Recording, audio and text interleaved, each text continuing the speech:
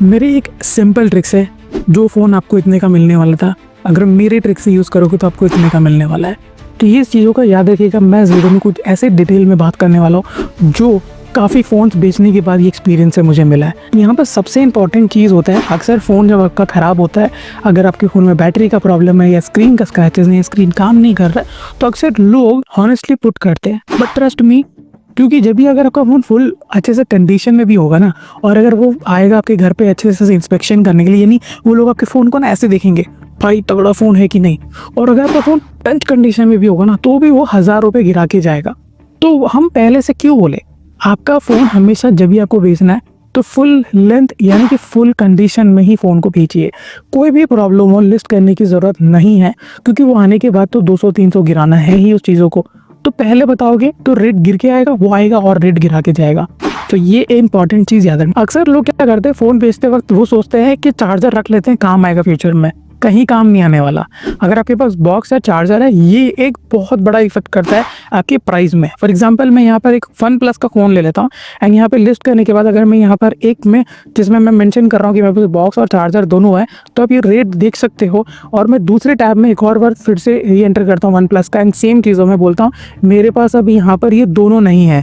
तो आप देख सकते हो कितना बड़ा प्राइस का डिफरेंस है। ये जो डिफरेंस है इसे और भी अच्छा किया जा सकता है। अगर आप थर्ड बेस्ट ऑप्शन जो बताने वाला हूँ, अगर आपने कूपन ले लिया। कूपन का मतलब क्या है? अब कूपन में जैसे यहाँ पे एप्पल का है, क्रोम का है, फ्लिपकार्ट का है, अमेजोन का है। अगर आपने इन लोगों को, इन चीज़ों को यूज़ किया है तो ये ज़्यादा इफेक्ट करता है। और एक इंपॉर्टेंट चीज़, जो पेमेंट का, जो आपको बहुत टेंशन होगा यार पेमेंट कब मिलेगा कब मिलेगा, विद इन 30 सेकेंड्स जैसे ही आपने फ़ोन उसको दिया, अगर आपने कूपन यूज़ किया 30 मिनट्स में आपके मेल पे कूपन आ जाएगा। अगर आपने यूपीआई यूज़ किया है तो विद इन 30 मिनट्स के अंदर आपके वो खड़े खड़े इंस्पेक्शन के वक्त ही आपके जो पैसे हैं वो पूरे आपके अकाउंट में डिपॉजिट हो जाते हैं। यूपीआई यूज़ किया है तो विद इन सेकेंड्स आ जाता है।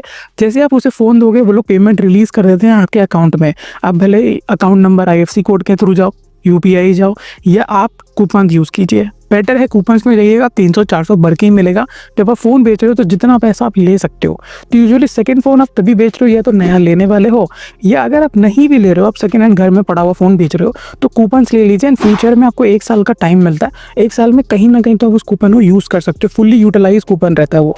1 साल, वो 1 ईयर्स का पूरा वैलिडिटी के साथ आता है वो। जिस दिन भी आपने डेट को शेड्यूल किया, यानी जिस दिन भी आपके घर पे आने वाला है, सबसे पहला काम अपने फ़ोन को फॉर्मेट कीजिए अच्छी तरीके से। और अब मैं जो बोलने वाला हूँ ये कोई ट्रिक नहीं है, बट ये बहुत इंपॉर्टेंट रोल प्ले करता है अगर आप फ़ोन को बेचने जा रहे हो।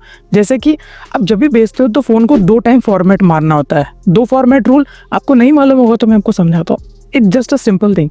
आपको अपने फ़ोन को पहले डेटा जो भी है ऐसा कॉपी कर लीजिए, जहाँ पे भी आप कॉपी करना चाहते हो, डेस्कटॉप या किसी दूसरे फ़ोन में। सेकेंड टाइम आपको फर्स्ट टाइम क्या करना है, डेटा कॉपी कर लिया, सेकेंड टाइम आपको क्या करना है, उसे फॉर्मेट कर दीजिए, फैक्ट्री रीसेट वाला फॉर्मेट। करने के बाद आपको फिर से ओपन करना है, जीमेल से साइन अप करना है, अकाउंट कोई भी बना दीजिएगा और कुछ फोटोज ले लीजिएगा। अब मैं ऐसा क्यों कह रहा हूँ, क्योंकि देखिए अगर आपने डबल फॉर्मेट किया है तो किसी भी तरीके के सॉफ्टवेयर से डालने के बाद भी आपका जो डेटा है रिकवर नहीं किया जा सकता है। सेकंड बहुत इंपॉर्टेंट चीज़, अगर आपने फॉर्मेट कर दिया तो फ़ोन खाली भी तो यूज़ कर सकते हैं, इसमें जीमेल साइन अप का क्या कहानी है। तो जो जीमेल का जो इंपॉर्टेंट है, क्योंकि वो आने के बाद आपका प्ले स्टोर ओपन करेंगे एंड एक एप्लीकेशन डालते हैं, एंड वो एप्लीकेशन से ही वो आपके फ़ोन के बारे में पता लगाते हैं, जैसे उसमें स्क्रीन काम कर रहा है कि नहीं, उसकी बैटरी बैकअप क्या है, उसकी बैटरी परफॉर्मेंस क्या है, उसके स्क्रीन के जो ब्लैक डॉट्स हैं, वाइट स्क्रीन है, वो कैसे काम कर रहा है, उसके परफॉर्मेंस वो पूरी तरीके से चेक करता है। सेकंड आता है कनेक्टिविटी चेक करना, जैसे वाईफाई डेटा, मोबाइल का डेटा जो होता है, और ब्लूटूथ काम कर रहा है कि नहीं कर रहा है। तो ये सारी चीज़ जो है वो एप्लीकेशन के थ्रू ही चेक हो जाता है। तो उसमें आपको टेंशन लेने की ज़रूरत नहीं। एक जीमेल साइन अप रखोगे तो हर चीज़ अगर स्मूथली चलेगा तो वेल एंड गुड। अगर आपने कहीं पे भी थोड़ा सा भी किया तो टाइम टेकन हो जाएगा एंड प्रोसेस थोड़ा लंबा हो जाएगा। उसकी वजह से आपके फ़ोन के जो रेट है वो गिर सकता है। ये लोग खुद का एक ऐप इंस्टॉल कर रहे थे, ये इस ऐप में ही ये ऑटोमेटिकली वो डिटेक्ट कर लेते हैं हर चीज़ें। जैसे कि एग्जाम्पल के तौर पर, जैसे स्क्रीन जो है, स्क्रीन में वाइट डॉट है कि नहीं, स्क्रीन कैसे काम कर रहा है, स्क्रीन में वाइट स्क्रीन वाला इशू है कि नहीं। और हालांकि जब अगर हम स्क्रीन चेंज कर दें तो हमें पैनल गैप देखने के लिए मिल जाता है अक्सर।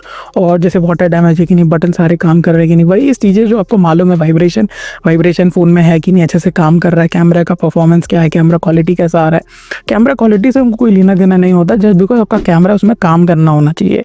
वो लोग नहीं देखते कैमरा आपका कैसा चल रहा है, वो एप्लीकेशन ही पूरा एक चीज़ें बना देता है। अब कॉस्मेटिक में क्या होता है, आपके फ़ोन के आउटर सेक्शंस को देखा जाता है कि वो काफ़ी टाइम टाइम यूज़ करते हैं तो कलर फेड हो जाते हैं, कभी डेंट आ जाता है, कैमरे के साइड में हल्का सा क्रैक ना आ जाए, क्योंकि कैमरा जो कभी भी हर फोन में थोड़ा सा पॉप आउट होता है बॉडी से, तो गिरता है तो कैमरे को इफेक्ट कर देता है। अगर आपने बैक साइड से गिरा उसे लूप होल निकाल दीजिए। अगर फॉर एग्जांपल बैटरी का प्रॉब्लम है तो बैटरी 100% चार्ज करने के बाद अच्छे से दीजिएगा कि बैटरी ड्रेन का प्रॉब्लम उनको देखने के लिए ना मिले।